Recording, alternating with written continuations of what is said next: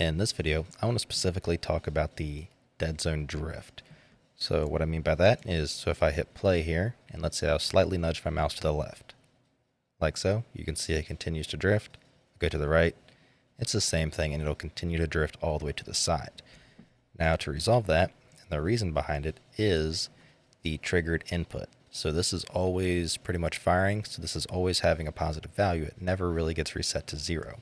So if I run a print string, so we can kind of see roughly where it's firing, and I'll print out the x-axis, or the x value. So if I go left, you can see it stops right there at negative 0.07. If I go to the right, it's the exact same thing. So it never gets hit back to 0. So to finish that off, what we can do is we can go to completed, and also set that into set mouse input, hit play, go to the left, and you can see the last value is 0. So now we no longer have that drift. So we can go ahead and remove the print, I'll save, and we are good to go. So I'll see you in the next video.